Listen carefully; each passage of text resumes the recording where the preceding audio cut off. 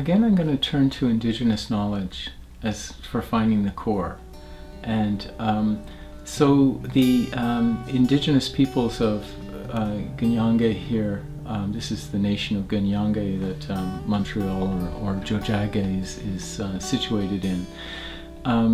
They were people of the extended home, the Haudenosaunee.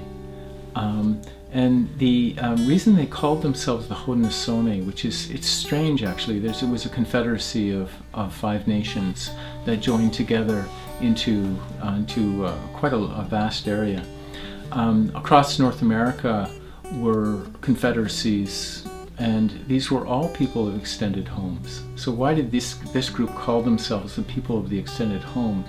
Well, it was the proximity of the multi-home, the proximity of working together in what they called the Ganada, the village, the longhouse, which is the apartment, the pueblo, which is the townhouse.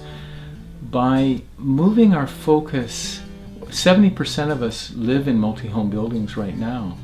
Our ideals tend to be the detached nuclear family home dwelling, but by living together in proximity, the generations get to interact with each other. The women are together so that their laborers can be united in production societies, guilds, where their knowledge is doctors and nurses and accountants and organizers and is valorized. It's in proximity that people can work together. And that's surprising because we think of what can we do technologically or what can we do, but it's really about our organization, whether it's in proximity, where we can work together kind of in love, and the young child can run down the end of the apartment hallway to where their grandparents live, or maybe on another floor, and knock on the door and engage at 5 years old, without being driven in the car, without having to the generations can begin to take more responsibility and interaction and pleasure from each other.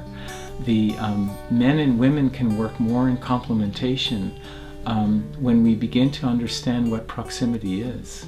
And of course, proximity is everything for other animal species, the way they work together in herds, the way they work together in flocks, all of their critical masses, the critical mass of indigenous people around the world was about 100 people.